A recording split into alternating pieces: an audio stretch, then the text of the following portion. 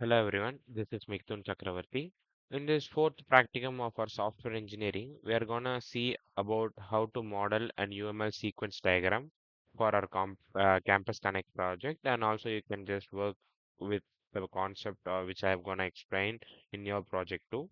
So previously we have just gone through about the use case diagram and the class diagram, and now we are gonna see about the UML sequence diagram. So before moving into the project, let me explain you what is a sequence diagram is. So an UML sequence diagram is an interaction blueprint that models how objects collaborate over time to complete a specific scenario or use case. It maps the precise chronological order of message exchanged between different components of a system. So the core components of our UML sequence diagram is the lifelineness, which is a vertical dashed lines extends downward for the participants who are the actors of the object, representing their existence during the inherit interactions. And next is the activation box, which is the vertical rectangle drawn on top of the lifelines, indicating the period during which an element is actively performing an operation. Next is a message, which is an horizontal arrow connecting the lifeline that representing communication data transfer of the methods called between objects.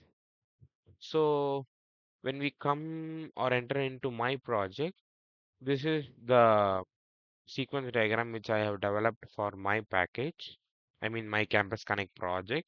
So the actual procedure which I have followed, like I have identified the participants involved in the Campus Connect and defined the lifeliners and identify the participants and determine the message exchanged between the participants. And I have arranged it accordingly to create an sequence diagram. And I have reviewed and refined the sequence diagram to ensure that the interactions were logically correct and generated and save the final Campus Connect sequence diagram in the UML design tool.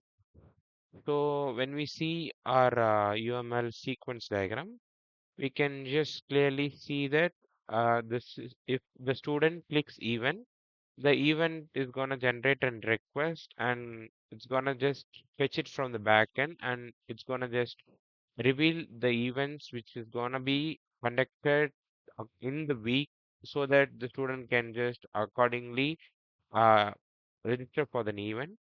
So if the user is selecting an event, the request is gonna be generated, the event is going to be fetched from the backend and it's going to be retrieved in the front end of the user where he's going to just see it.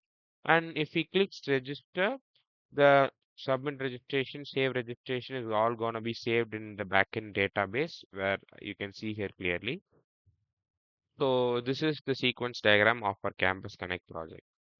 So I think so you have just well known about the sequence diagram, class diagram, and the use case diagram, which I have explained in the previous and last two videos.